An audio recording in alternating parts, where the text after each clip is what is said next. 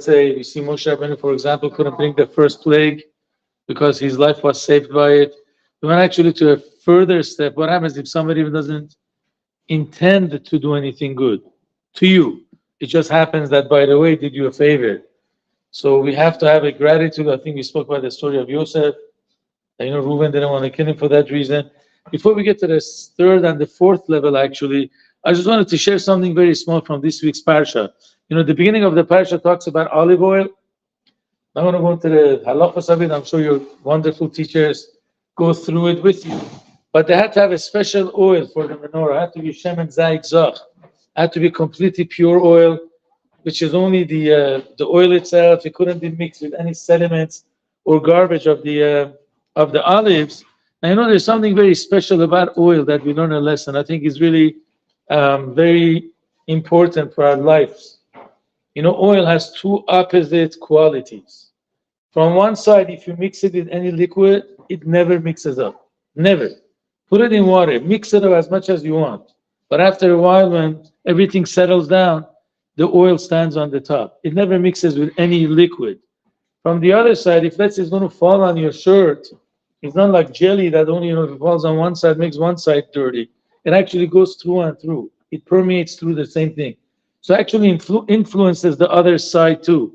So what does these two opposite things teach us? From one side, stand above. When it gets mixed with liquids, from the other side, it actually penetrates, it permeates through the cloth or the shirt that we wear. So the answer that they give is actually, this is every single one of us. All the Jews, boys, girls, young and old, doesn't make a difference. From one side, we are above everybody else. Jews can't mix. They can't have the same lifestyle. No matter what it is, the way we live in our physical life, spiritual life, when it comes to marriage, for example, we can't get mixed with other nations. The truth has been, when Jews wanted to get mixed with other nations, that even brought a bigger destruction. The proof is from times of the Second World War, during the times of the Nazis, there were many Jews that actually assimilated. They intermarried for 2-3 generations. They were basically more German than Jewish in their mind. To such an extent in Germany, the Jews were actually embarrassed that they were Jewish. There was a statement that, the Reformed Jews in Germany made. They said, be Jewish at home, but be a German outside. Don't show that you're a Jew. They were actually embarrassed of their Judaism because, come on, it's a 3,000-year-old religion. Come on, I got doctors, technology. They were really embarrassed to show it. But even the ones that assimilated when Hitler came, there were 2-3 generations married with non-Jews. Hitler killed them. So history has proven when we join, we want to be one with other nations, it doesn't work. Our respect is when we are separate. I'm not saying hate them or look down on them. We just have our own mission that's different than theirs. But at the same time, Jews were the ones that actually influenced the world to the better. Seriously, look, first nation that brought name of God in the world were the Jewish people. You talk about, whatever, you go in California, for example, you go and check all these buildings that have Jewish names on them. I don't know if they like the Jews, all the colleges, all the hospitals. But again, we actually did so many great things. The Torah always spoke about character values. Now, the secular world used to think, no, the main thing is accomplishment, how much education you have. Now, therapists realize that education doesn't make you a good person. It makes you a skilled person. If you're a good person, you have to have good character traits. In the language of the Torah, chachmei lev, or wise in the heart, not only wise in the brain. So anyways, from one side, you got to stand you're above. You have a different mission, different lifestyle, a holier lifestyle. At the same time, you are there to change the world for the better. You're not here to live as hermits, people in caves, and not influence the world. You have to make the world a much better world. And actually, every one of us get that chance. We have a lot of Jewish people in this building. We have some non-Jewish people. They might be cleaning this place, or I don't know, they're the whatever, part of the staff. When we act differently, we make the Kiddush Hashem. We actually influence them. We stand above and influence them at the same time. Just a very small thing that I think is very important to learn from the concept of oil. So if somebody calls you that you're an olive oil, don't feel bad. It's a good thing. That means you're standing above and you're influencing at the same time. Look at it that way. There was one time, I think the Persian girls I know from the shul, I always say, when I stand next to my wife, I look wonderful. I look beautiful. So somebody said, why, Rabbi? Is your wife so ugly that next to her, you look good? I said, no, the opposite. Her beauty shines on me. So I look more beautiful. That's what I mean. Honestly. They know that, I forgot your first name, I'm sorry. Avital knows it. I always say that. So there's always, that you're here to make the world a more beautiful world. That's our job. Anyways, going actually to just the last two parts. How important is it to show our appreciation to others? We want to actually go through another one. This is from Rabbi Chaim Shmulevitz, Rosh Hashiva of Mir. He has actually a very interesting medrash that from there he proves what happens if a guy is intending to hurt you. But instead of being able to hurt you, something good comes out. Seriously, am I supposed to thank him? Halachically, I don't know. But definitely would be a nice thing to thank him. And he brings a very interesting story. We find in the Torah story that when Moshe Rabbeinu ran away from Egypt, from Mitzrayim, he went to the place, city of Midian, country of Midian. Correct? And over there, he's waiting at the well, whatever, to find his shidduch. That's what it says. All our fathers found their shidduchim on a well. The Persian translation is because when you get married, you fall into a pit. That's why they went next to the pit. But the real answer is because the Torah is compared to water. So that our fathers are teaching us if you want to have a successful marriage, it has to be based on the Torah. If it's based on the Torah, then it's a successful one. That's what they went next to water. Anyways, he's there, and then he sees, daughters of Yitro coming in, and these shepherds are bothering them. The Midrash says in that day, they actually threw one of the girls in the pit. So Moshe came and saved them. So when they go home earlier, they tell their father asked them, Yitro, why do you come home so early? So they say, well, Ish Mitzri Hitzilanu. There was an Egyptian man that saved us. Now we know Moshe wasn't an Egyptian. He was a Jewish person. He was born in Egypt, but he was Jewish. So what does the Torah stress? That an Egyptian man saved us. Even if these girls thought Moshe is an Egyptian because of his clothes or whatever it was. But the Torah does not say everything exactly. It could have said, they said a man saved us. An Egyptian man saved us. You have to stress that Moshe Rabbeinu is an Egyptian. There's actually a medrash that says as a negative thing for Moshe, because Moshe introduced himself as an Egyptian. And that's why he didn't have the merit to go in the land of Israel. It says Yosef, that he said, Ivri Anochi, I'm a Jew, his bones went to the land of Israel. Moshe said, Mitzri, I'm an Egyptian, so he didn't go to the land of Israel. But that's a different medrash. That he would have hid, I don't know. I don't like that medrash. I'm sorry to say that. There's something negative about Moshe Rabbeinu. Who am I to say I don't like the medrash? But there's something negative about it. But the truth is, there's another medrash that Rabbi Chaim Shmulevitz brings down. They actually did thank Moshe. But Moshe says, don't thank me. Thank the Egyptian whom I killed. Because of him, I'm here. And the medrash brings another example. There was a man that was bitten by a wild animal or something. And then he goes next to the river to wash his wound. And he sees a little boy or girl drowning. And he saves that kid. The kid says, thank you for saving me. He says, don't thank me. Thank the snake. If not for the snake, I wouldn't be here. Same thing, these girls actually thanked Moshe. But Moshe says, don't thank me only. Thank the Egyptian whom I killed. That's why it says Ish Mitzri. It doesn't mean Moshe. Ish Mitzri means that Egyptian. Right? Something deep in there. Huh? That's what Reb Chaim Shmulevitz bet. It's a medrash. Reb Chaim. It is. So, but again, look at the lesson that we learned. So this is another new pshat that you have. You could show off next to your teachers next time. I know this medrash.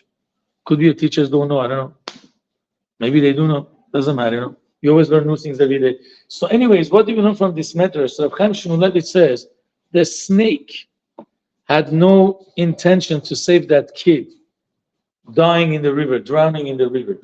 The Egyptian that Moshe Rabbeinu killed had no intention to save daughters of Yitro. His intention was to hurt that Jew, to beat up that Jew. But because something good came, you got to thank him. My big question comes, do we have to thank Mr. Hitler for the fact that we have a state of Israel, no land of Israel? No, I don't know. I really don't feel good to say thank you to him because he had bad intentions. But again, I don't know how far this medrash goes. We definitely learned that lesson. The most important part of this is, if somebody doesn't have any gratitude, he always, is kafui tova, ungrateful. There's a question if that person is Jewish. That's very, very harsh. If somebody doesn't keep Shabbos, right? I'm not going to say he's not Jewish. We say he's a Jew that is not Shomer Shabbos. If somebody doesn't keep kosher, nobody says that he's non-Jewish. We say he's a Jew that doesn't keep kosher. It's very, very, very small situations that we say could be, there's a question if this guy is Jewish or not. That's if the person is always ungrateful. Where do we learn that from? So this is a very, very beautiful halacha that doesn't exist today because the world is mixed up. If somebody wants to convert to Judaism, by the way, we don't promote that, please. Your first choice shouldn't be a convert when you get married. The Gemara says that because every marriage is a risk. We don't know what's going to be, successful or not. Hopefully successful. So even if you're from the same religion, brought up the same way, it's so risky. If you're going to marry a convert, so the risks are even more. So the Gemara says shouldn't be your first choice. But again, it's allowed. You all know that, right? The only restriction is if a girl converts to Judaism, she cannot marry a Kohen, the first generation. But the children could, if she marries a Jew. If another Kohen, the child can't marry a Kohen either. Interesting law. Has been one second. But anyways, what happens is the Torah says anybody except a Kohen could marry any girl. Except one is the nation of Ammon, and even if they convert to Judaism, rest of their lives they're allowed another convert. The Torah says ad olam, forever. Isn't it interesting? The Egyptians that hurt us after 3 generations, children of Esau, they're not Amalek exactly. Okay, after 3 generations, what did Ammon and Moab do wrong? These poor people, what did they do wrong? So the Torah says because when we left Egypt, they didn't bring us bread and water for free. They didn't. Jews were tired, whatever, they're going through the desert. I guess they were tired, so they should bring them bread and water. I have a question from you. Did any other nation bring us bread and water? Why is God picking on them? They had the opportunity. Well, everybody else had it too. No, and the Torah gives another reason too, because Moab attacked us. No, not attacked. They sent, the girls to the Jewish camp for our young guys to do a sin. But the Torah gives the second reason because they didn't bring you bread. Sounds like let's say I'm a teacher. I just two boys, 2 girls do the same wrong thing, and I pick on one kid. Why are you picking on me? It's not fair. Pick on both of us, or don't pick on none of us. So your God is picking on those 2 nations. So the Ramban says a very interesting answer. He says because they owed us a debt of gratitude. The only reason why Ammon and Moab are alive is because of Abraham Avinu. They come from Lot. Lot lived in the city of Sodom. He was supposed to get destroyed, killed with everybody else. The only reason why he got saved is because of the merit of Abraham. I think we spoke about it. If God would kill Lot, Abraham would be very, very sad. So God didn't want to bring, tragedies to Abraham Avinu, was his nephew. So he saved Lot, right? And we all know that from his daughters, these 2 nations come, Ammon and Moab. Moab comes from the older daughter, Ammon comes from the younger daughter. So actually they existed because of because of Abraham Avinu. So now 400 years later, the Jews, children of Abraham, are coming out of Mitzrayim. You should bring them food. So we learn 2 things. Gratitude is not only to that person, it's even to the children. Over here, Abraham did a favor to Lot. But again, these people, Ammon and Moab, owe the gratitude to the Jews 400 years later. At the same time, because they were not grateful, they cannot join the Jewish people. So this is what the Ramban says. We see gratitude is so important that if somebody is always ungrateful, there's a question if he's Jewish. It's actually very important, Be'ezer Hashem, you're going to come to Shidduchim ages. The Rambam writes down, not every family is perfect, but as long as they're good people, you can get married with them. Even if the parents are not religious, if the child is religious, it's okay to marry them. There was actually a story with the Lubavitch Rebbe one time. There was a woman that said, Rabbi, our daughter is born in a religious family. This kid is a very good kid, the boy is religious, but his parents are not religious. Should we consider the shidduch? So the Rebbe says, would you consider Avraham Avinu? Because the father was Terach. The father was Terach. He was over Avodah Zarah. Again, I'm not saying just you should accept it. Depends on you, obviously. But again, just because the parents are not religious doesn't disqualify the child. But there is one family that the Rambam says never get involved with them. If they're always arguing and they never forgive. Doesn't talk about being ungrateful. If these are people that are constantly fighting, somebody does something wrong to them, they never forgive them. You don't want to get into those families. And the Rambam says why? Because we find in the history that people that didn't want to forgive, they don't deserve to be part of the Jewish people. That was with the nation of Givonim. The Givonim were a bunch of the Canaanite people. They dressed like with all these tattered clothing. They came to Yehoshua before he conquered land of Israel, and they said, "You're not from the 7 nations. You're from far country. Look, our clothes are all, covered with patches. The shoes are full of dust." They brought bread that was full of mold. So Yeshua got fooled. They fooled him, and then he actually converted them to Judaism. But then he realized that they tricked him.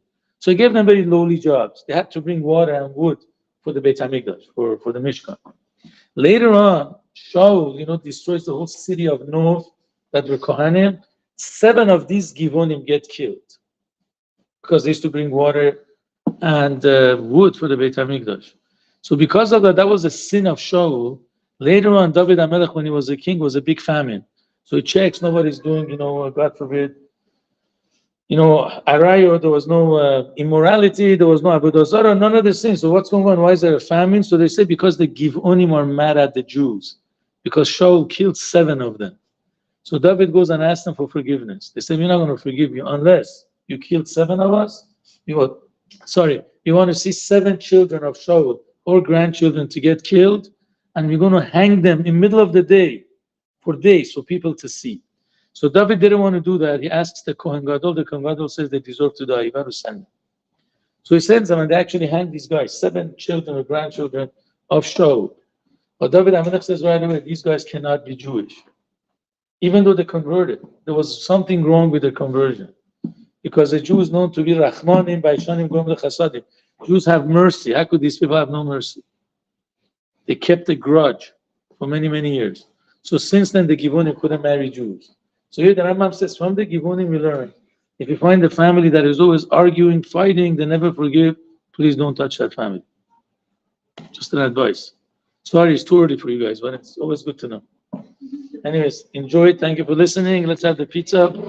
So guys, please don't take everything out. If there's extras, I'm just going to take it to the synagogue tonight. They could have it. Thank you, people. Yep.